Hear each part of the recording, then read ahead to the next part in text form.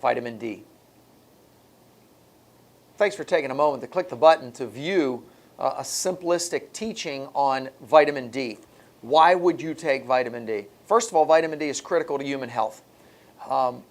We're in sunlight. You convert your cholesterol in your skin, literally, and it's converted to cholecalciferol. Cholecalciferol is vitamin D. Unfortunately, with the advent and the use of so many different types of sunscreens and a lot of the protection that we've been told and we've been preached to for years about avoidance of the sun, so whether it's with clothing or sunblocks, we are a hugely deficient population in vitamin D, number one. Number two, not only are we deficient, there are many other characteristics and difficulties that are coming afoot and showing that are mandating, in a sense, why we don't have adequate vitamin D levels. One of them is toxic levels. We're finding now that elevated levels of pesticides, herbicides, and different types of chemicals in our system, in our circulatory system, impair our body's ability to convert, manufacture, and maintain vitamin D. There are other issues at work, and I don't want to go into all of them. That's not what we're trying to do in a 3 to 4 minute teaching. The key is, do you need vitamin D? Most of us do. You should have a blood level done, a 25 OHD, to determine what your levels are. Those levels should be at a minimum 50 to 60 nanograms per milliliter. So 50 to 60 is the range. The typical laboratory range is anywhere from 20 to 30 on the bottom end up to 100. I don't know that you need to be 100. I personally believe that number will go to 70 from a blood laboratory standpoint. Right now I'm going to say safely 50 to 60.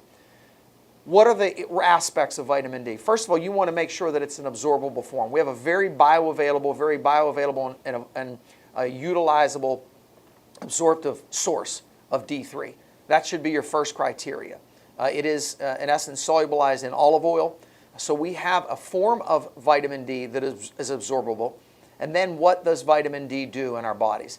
The list goes on. I literally had to write the notes down because it's so extensive, and I'm probably only have one page of probably 5 or 6 that I could write. An immunomodulator. It modulates your immune system, meaning it can upregulate a weakened immune system, and an immune system that has tendencies towards autoimmune diseases, it can downregulate. It's a modulator of the immune system. It's been documented now by scientists that there are disease state zones on our DNA that really kind of predispose us from a genetic standpoint to certain diseases. We may have that genome to express certain characteristic diseases. What we find within those disease state zones on our DNA, the most concentrated sources of vitamin D receptors at our cellular level is in those disease state zones. It tells you something about the importance of vitamin D and its ability to modulate disease. It is an immune stimulator.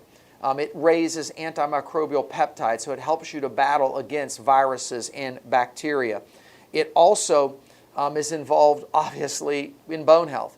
I don't care what source of minerals, how much resistance training you do, how much you alkalinize your diet. If you don't have vitamin D, you literally can't depose some of the minerals, in particular calcium, into your bone structures. Recent literature shows, interestingly, that vitamin D can actually help, literally the receptors in your intestinal tract, in your large intestine and colon, can help battle against things like salmonella. We also find in literature and animal studies that literally salmonella poisoning literally deactivates and damages, literally attempts to chain up and bind up your vitamin D receptors in your intestinal tract. Adequate vitamin D helps to reverse that process. That's real recent literature, very powerful piece of information. Telomeres, our aging process. We're all aging, as you can see. The faster we age, it's indicated, or how shall I put this, the telomeres on your DNA, the shorter the telomeres on your DNA is a indicator of cellular lifespan. That is then a kind of an indicator of lifespan physiologically for our entire body. Vitamin D, the omegas, a quality diet, a lot of factors play in this, but vitamin D alone has been shown that the lower your vitamin D stores systemically, the shorter your telomeres. The greater your vitamin D stores, the longer your telomeres. That means better cellular health, better cellular longevity, which translates to better longevity for you. Vitamin D, osteoarthritis, now closely linked. It means that in essence, not only does it affect your joints, your bones, but your joints are affected by low vitamin D. If your vitamin D is low, you are more prone to osteoarthritis and degenerative forms of arthritis.